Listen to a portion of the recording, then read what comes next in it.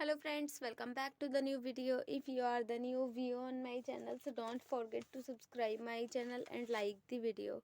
So today's video title is how to connect Wi-Fi in Realme phone. So let us start our video. Firstly, you have to move up. Then here you will see many app icon. Click on the setting icon.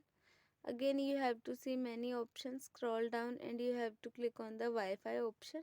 Wi-Fi is off, so firstly turn on Wi-Fi. After turning on the Wi-Fi, here you will see some Wi-Fi network name. Click on that.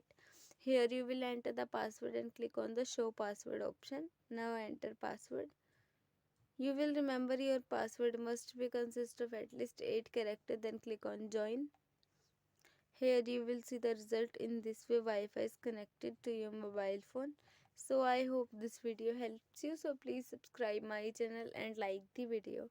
Thank you so much for watching our video. If you want to know about any function of mobile phone or PC, so please comment us.